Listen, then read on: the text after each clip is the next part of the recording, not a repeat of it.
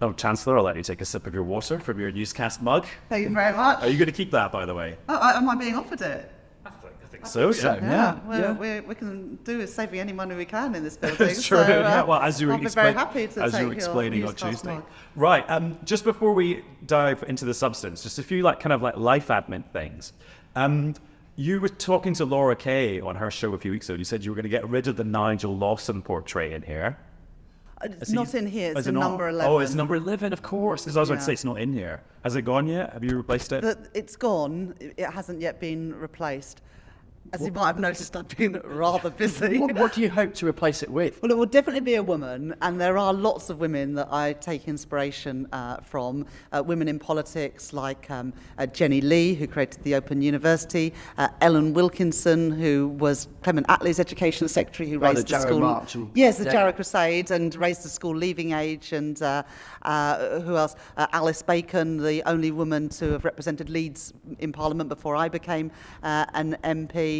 Barbara Castle, who of course 54 years ago introduced the equal pay legislation, and just this week, or last week, I was at the G20 finance ministers meeting, and it was fantastic to spend time with Janet Yellen, the US Treasury Secretary, Chrystia Freeland, the Canadian Finance Secretary, as well as Kristalina Georgieva, the head of the IMF. So there's so many women that I take inspiration from in this job, and I will replace the picture on the wall, but I've got the day job to worry about at the moment. Is there an issue around, in addition to the fact that certainly historically there's been sort of far more men in senior offices in government and elsewhere than women, that also the kind of art collections, a bit like the statues, sort of tilt in a gender direction as well? I mean, are there paintings and pictures in the government vaults of the kind of women that you're talking about? Oh, I think that's a really good question, and in the staterooms at number 11, where you entertain, there are pictures of kings, no pictures of queens, and it is very male biased, and I do want to change that because Chris, that I'm the first ever female Chancellor of the Exchequer, and the role has existed for either 800 or 1,000 years. Apparently it's a matter of some debate exactly how long this role has been going, but what is not up for debate was whether there's any women who have ever done it, and I see that as a huge privilege to be the first woman in this role, but also a responsibility to show young women and girls growing up today that there is no ceiling on their ambitions, but also to make sure our economy works better for women. There is still a gender pay gap 54 years after the equal pay legislation of 14%. Women still earn less and own less than men, and the work that women often do is undervalued. So I do want to change that, and I do want that thinking to permeate the work that we do here at the Treasury. Do you think there was a sort of baked-in, perhaps additional sexism to explain why there's never been a female Chancellor until your appointment? Obviously, it's relatively recently that we've had first female Prime Ministers, but is there an additional thing around, I don't know, some sort of subconscious thing about men and numbers and family finances and all that? Is there an extra layer of sexism that could be an explanation for why it's been centuries without a female Chancellor until you were appointed?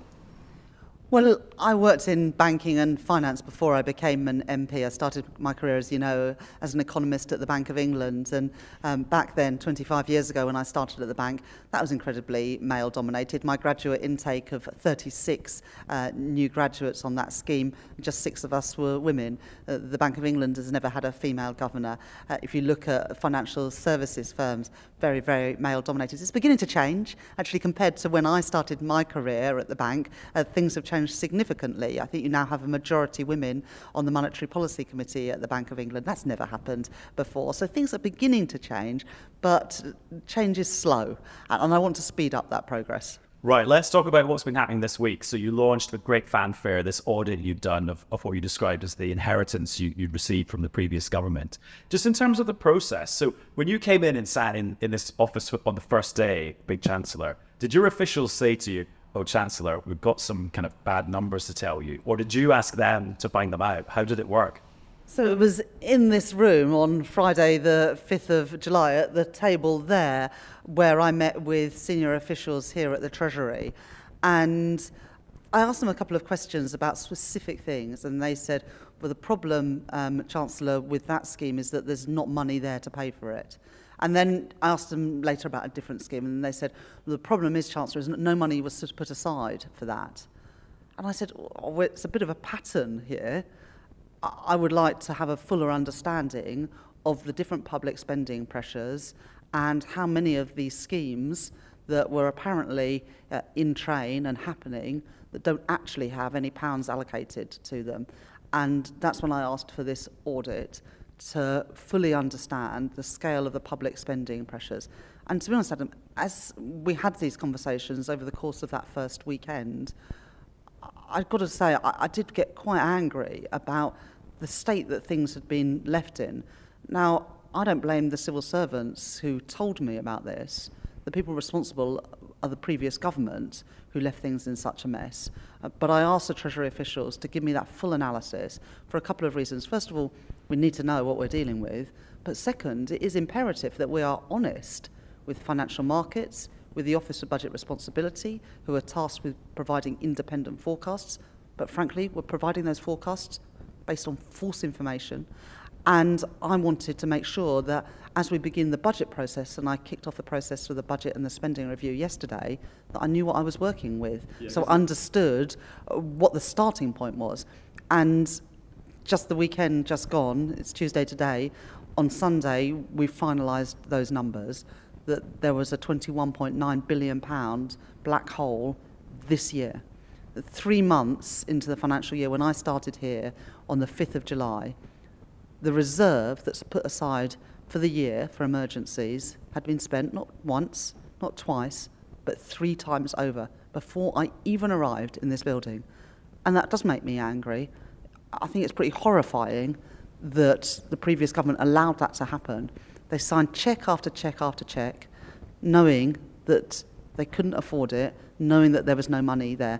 And that's why I had to make difficult decisions yesterday. But one of the decisions was to accept the recommendations of the public sector pay review bodies, which adds up to a total of about 9.4 billion. Now, 9.4 billion out of 22 billion is 42%. So 42% of this black hole, as you describe it, is yours, isn't it? Is a decision you made yesterday to accept those pay recommendations. And I know I'm in a room filled with people who do calculations for a life, for a living, and maybe my calculation's wrong, but isn't it about 42% of that 22 billion is you? Well, let me say a couple of things about that. First of all, when I announced that we were accepting the recommendations of the independent pay review bodies, I also said that government departments would need to find efficiencies and savings to be able to afford that. Those amount to £3.2 billion. So the 9.4 is gross. Obviously, once you take off the efficiency savings, it comes down to much less than that. But let me also tell you about the process of the pay review bodies. So every year, the government has to give a remit to the pay review bodies. The previous government gave the remit to the pay review bodies. And when they did that, extraordinarily, they didn't give them a number for what was affordable. So they allowed the pay review bodies to come up with their independent recommendations without an affordability remit. And so the pay review bodies came back recommending pay in line with private sector wage growth this year. Around 5.5%. That's not surprising because otherwise pay would be falling behind the private sector. If the government had been so determined to keep, previous government had been so determined to keep a lid on public sector pay, they would have given a different mandate, a different remit to the pay review bodies. The second thing is this. For teachers, the independent pay review body had already reported before the election. We didn't know this, you didn't know that, but it was sitting on Gillian Keegan's desk and she didn't respond to it. If they had a thought that these pay review body recommendations were wrong, they had a chance to reject them before the election. They didn't do that. And it would be almost unprecedented to reject the recommendations of those independent bodies. So we accepted them. It will help with the retention and recruitment of people in our armed forces, our police service, as well as in our schools and our hospitals. And it will also, I hope, draw a line under the industrial action that has so blighted our public services these last few years. The implication of what you're saying, and tell me if you think this is not a reasonable interpretation, is that in an ideal world, the previous government would have made some, passed on some information around perceived affordability around public sector pay, and the consequence of that might have been a number coming back from these bodies that was lower. But because it's higher politically, you think you've got to accept what they're saying, otherwise you're going to end up with the strikes. In other words, there seems to be an implication from what you're saying that this could have been cheaper on the public purse if it had been done properly. What I'm saying is that I think it is fair to include that £9.4 billion as a commitment left by the last government, because they're the ones that gave the remit to the pay review bodies. And I think it is important to get off onto the right foot with public services and accept the independent reviews. Now, look, I can't turn back the clock. I inherit what I inherit, and that is what I've got to deal with, and that's what I've got to focus on. I do believe that there is a real problem of recruitment and retention in our public services. It's why the last few years the government have not been able to meet its target on recruiting people into the armed forces. It's why we see people leave teaching and our NHS to either work abroad or work in different sectors. So we do need to address that if we're going to turn around our public services. And also I published data yesterday that showed that the costs of industrial action in the NHS just last year and just in the NHS, cost our economy £1.7 billion, and it cost 1.4 million appointments and operations in the National Health Service.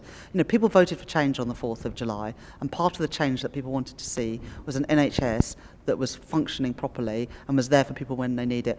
I hope that by accepting the recommendations and by ending the dispute with the junior doctors, we're going to have an NHS that people can rely on when they are sick and in need. Did you even consider offering the public sector employees an above inflation pay rise lower than what the review bodies were suggesting? Was that even a consideration, or for the reasons you set out it wasn't, because you thought we've got to sort out this industrial action so that all of the things you talk about can be redressed? Well, I never jump to conclusions. I always want to look at all the evidence, all the precedent, what the right thing to do. So I looked at the different options, but it would have been almost unprecedented to reject at this stage the independent recommendations of the pay review bodies. This is already something like 4 months after the start of the year when these pay should have come in. So we're already having to backdate by several months. So I think it was right to resolve this, to give that certainty to people who work in the public sector.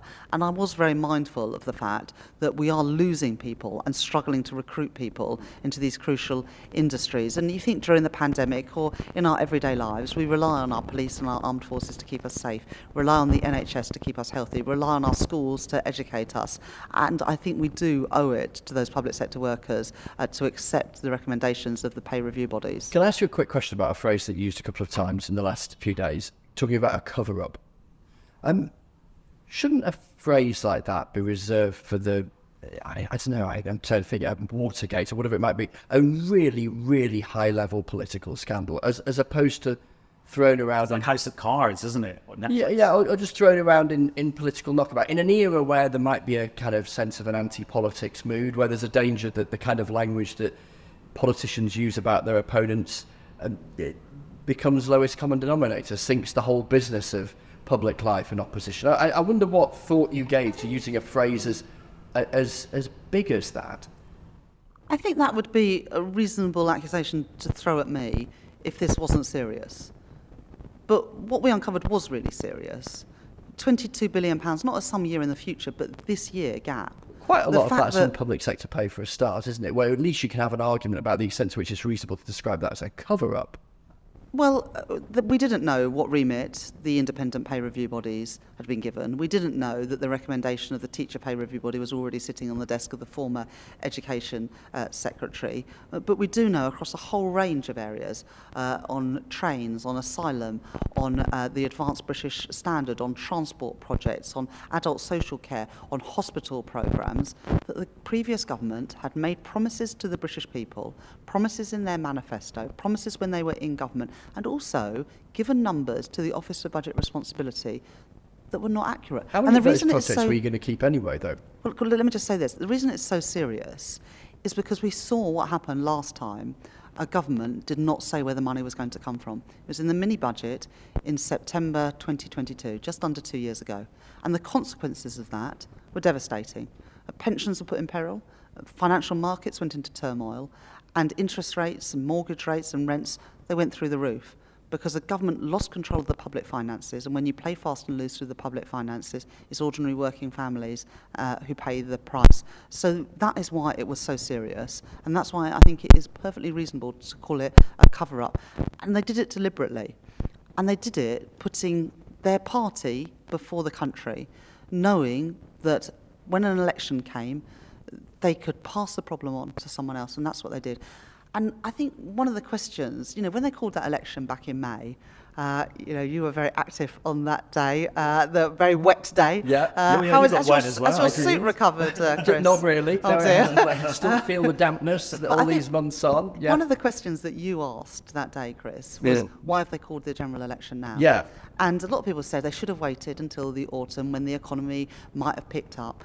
I think we know now why they called an election when they did, because all these chickens were coming home to roost. They were going to have the recommendations of the independent pay review bodies. These spending promises were going to catch up with them. They couldn't have done another budget in the autumn. So you they think couldn't have done another they wanted budget. to dump these problems on you? Yeah, they couldn't have done another budget because it would have begun to reveal the extent of the overspend. Just last week, we had data from the Office of National Statistics that showed that borrowing had come in significantly higher than the OBR had forecast. That's because the government were deliberately and knowingly borrowing more to fund projects that they hadn't put money aside for. That's why they called the election when they did, because things were beginning to catch up with them and they wanted to get out of there. Right, curveball question, because I know you've got to go in a minute. But when we were in reception waiting for your previous meeting to finish, we were watching the Olympics on the TV in reception. And I wondered, what is your philosophy about the UK bidding for big sports events like the Olympics, like the Euros, like World Cups? Do you think they're like a good thing for the country, or actually are they just quite expensive and actually they're not really worth it, no matter how much people might love having them? Just what's your instinct? Well, I remember in 2012 going to the Paralympic Games in Stratford in East London, got tickets and went with my mum, and it was so inspiring.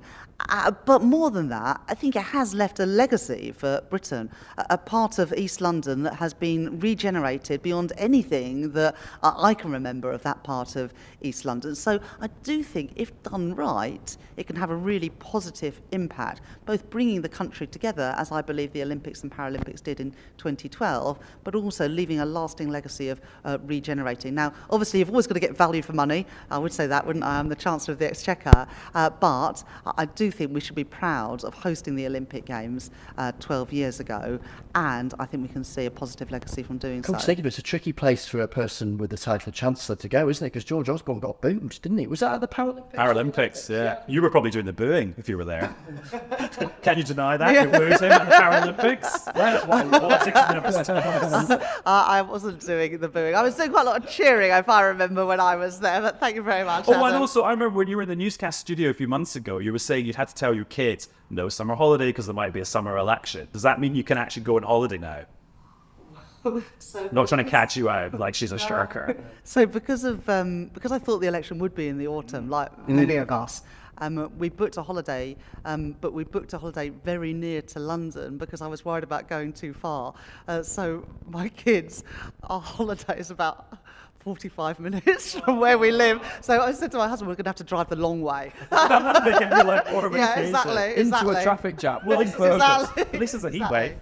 That's true. But look, the last 3 weeks have been really intense. This is a job that I've always wanted to do, but the circumstances in which I'm doing it, with the black hole that I've inherited, has been tough. But we also have really exciting plans to grow the economy, to bring wealth creation and prosperity to all parts of the country. So as well as these difficult decisions, I'm also making decisions that I think can help grow our economy so that these trade-offs that we're having to make today won't have to be the trade-offs we're making in a few years' time. Do you worry that some of the stuff this week might actually make getting growth harder? Now, I take your point that if you can't afford it, then how do you do it? But outwardly, some of these ideas that you've had to bid could have helped with growth. I mean, some of the infrastructure stuff, the rail, the road stuff. Yes, but losing a grip of the public finances is the very worst thing for growth. And we saw that when we had the market turmoil a couple of years ago. But I'm I'm on the growth mission. That is the number one mission of this Labour government. We've already reformed the planning system, created a national wealth fund to leverage in billions of pounds of private sector investment, reforming our pension system to unlock private capital to help businesses and infrastructure investment, the creation of Skills England to ensure that businesses can access young people and with the skills they need, merging the job centre with the National Career Service, calling in planning decisions so we can get Britain building. Again, Angela Rayner's in the House of Commons this afternoon announcing new housing targets and how we're going to get Britain building. So, there's plenty we're doing to get the economy growing again, but we can't ignore the very real challenges we face this year to get a grip of the public finances. Have you moved into number 11 now? Yes, with lots and lots of boxes, mainly of my books. Your own book?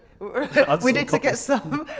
We need to get some more bookshelves. But yes, obviously it makes my life a lot easier living above the shop. Is that another moment where it all feels, I guess, very real? Moving into number 11. I mean, you must have had loads of those moments in the last month of blimey. Yes, doing the job. The weekend just gone, I obviously had to brief the Prime Minister on what I was going to be announcing in the statement on Monday, and we did that over a cup of tea in the garden. So there are some perks to the job. That was on a very sunny, beautiful day before spending the rest of the day in the Treasury building. I had to sit there in the garden, and there haven't been too many opportunities in the last 3.5 weeks to reflect on the scale of what Labour achieved in that election. I've been an MP and I've known you for 14 years now. Until 3.5 weeks ago, all of those 14 years had been in opposition. I feel really proud to have been part of a Labour Party that has, for the fourth time ever in our history, gone from opposition into government. And despite the difficult choices, I would much rather have Labour ministers making those choices in the national interest than what we've had, frankly, the last few years of the Conservative Party making choices putting party first and country second. And Keir has said, and he said it on the steps of Downing Street, this is a government now in the service of working people. And that is who I think of when I make the difficult decisions that I have to make in this job.